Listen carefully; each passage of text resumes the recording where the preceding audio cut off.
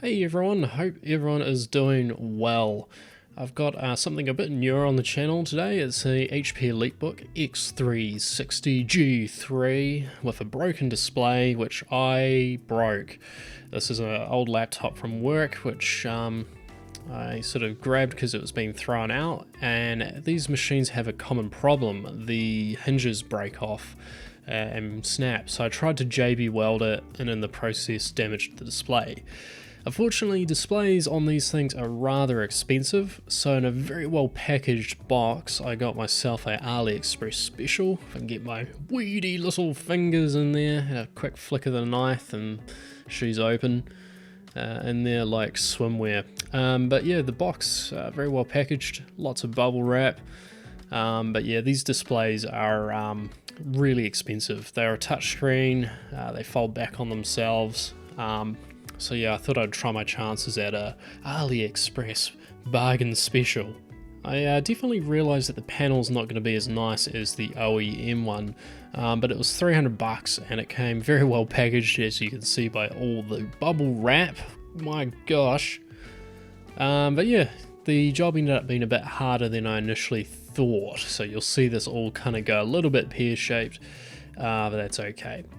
Anyway, grab out a few screwdrivers and things and we'll get started. I'm confidently grabbing the 3 wrong ones and then promptly losing the power cord behind the desk, as you do trying to store it.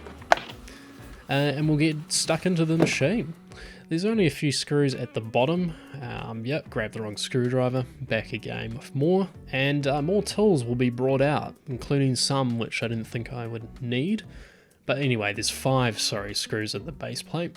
And yeah, just pops apart pretty easy.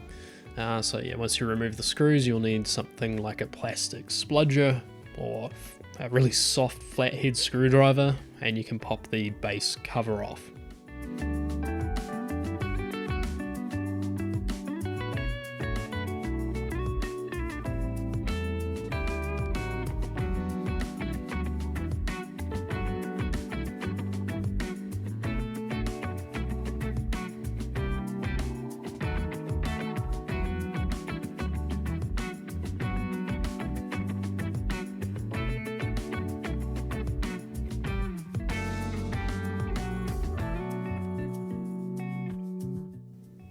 And just like a checkbook at a strip club, it's open.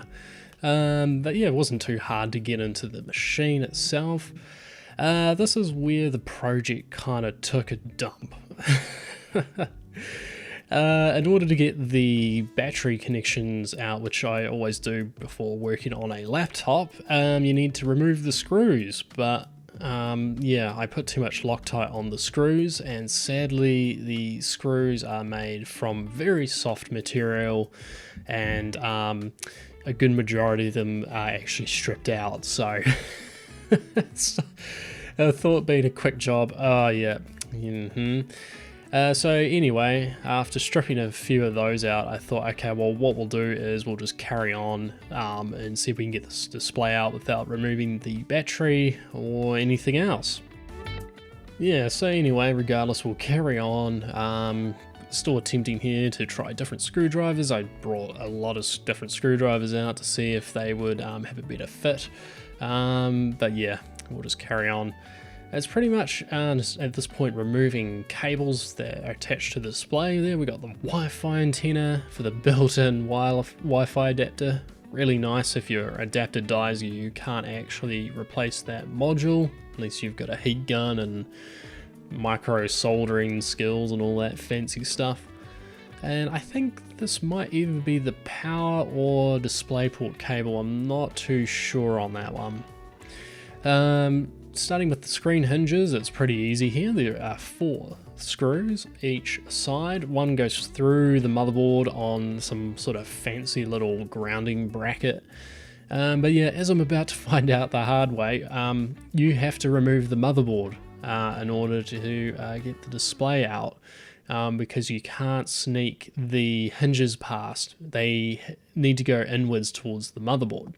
So at this point I had no choice but to tackle that battery. I used some pin nose pliers on the head of the screw and managed to crack them loose. and I had to do this on 2 of the screws on the battery. But I was given the sweet victory of having the battery now removed. Now we can move on to the motherboard disassembly.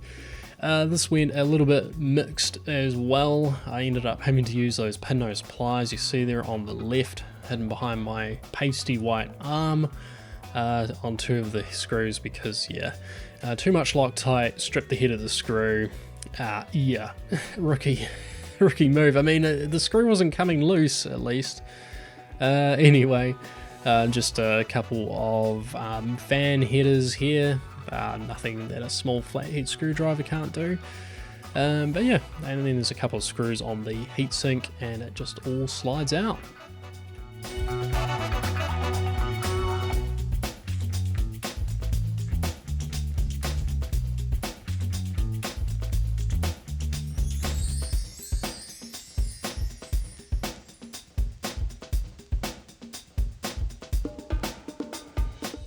The heatsink wasn't too hard to remove there, but now we're on to everyone's favourite, which is the small ribbon cables that go around the circumference of the motherboard.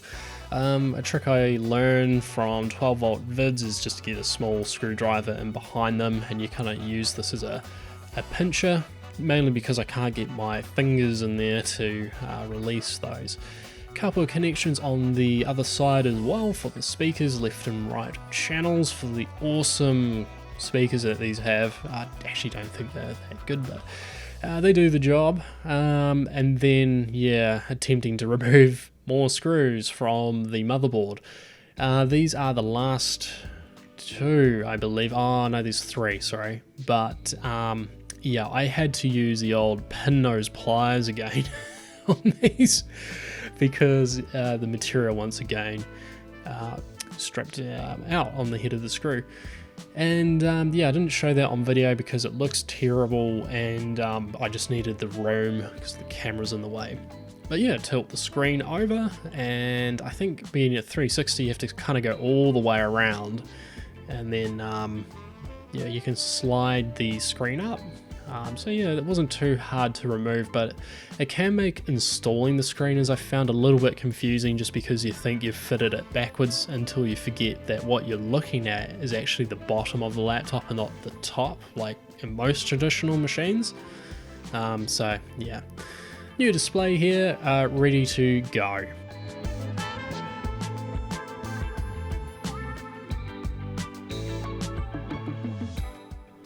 I very carefully bent the hinges back over on the replacement display. I was really worried I was going to break them. They're such a weak point on these machines that I didn't want to break the new replacement screen. But yeah, putting things back together is almost the same as pulling them apart. I did it a slightly different order, as in I've bolted the screen in first, just to make it easier to maneuver around, and so it's not flopping around and stuff like that, because yeah, when things are moving around in a chassis like this, it's easy for them to bend out and break things. Motherboard slid back in, and I'm pretty much putting this little metal bracket back in. I'm not sure what it does entirely. I think it's just, you know, chassis grounding. Goes over 2 copper planes, and then connections for the speakers.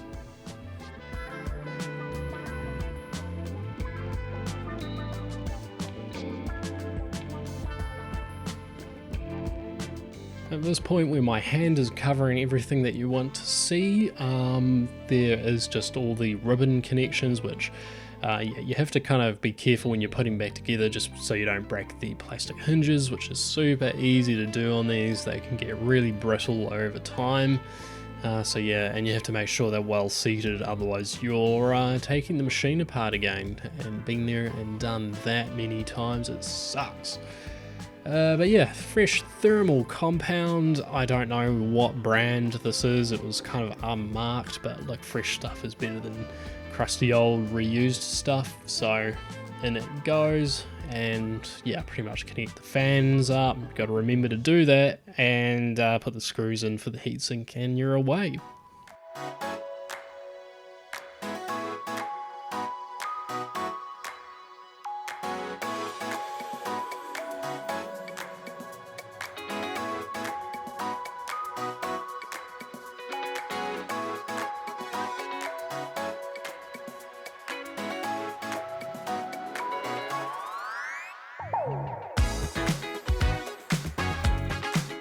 And now we've got to put the blasted battery back in. Thankfully went in easier than it did coming out.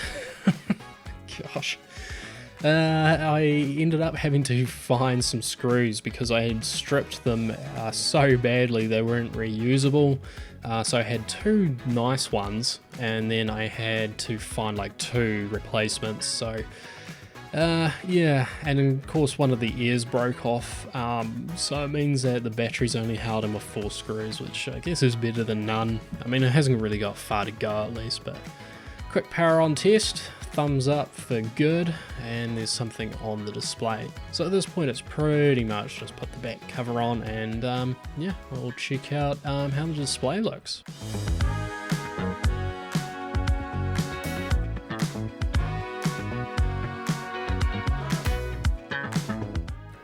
Of course, now that the cover's back on, we got to do the peel. I was hoping after removing this that the clarity of the display would be improved, but sadly, yeah, she's definitely a cheap panel.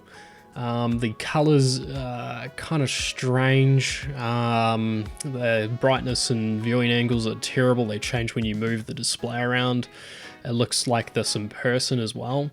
Camera does show a bit of a moire peel, but yeah, anyway, when you're sitting further back from it, it's fine. So yeah, anyway, it's saved from pretty much going in the scrap bin. So anyway, and oddly enough, the panel is 120 Hz, which I found kind of strange, but good enough for YouTube, and you know, watching some good quality content that you can subscribe to. But anyway, guys, that's pretty much it. Saved from the bin. Rough guide on how to do a screen on one of these, and yeah, it was a bit of fun along the way.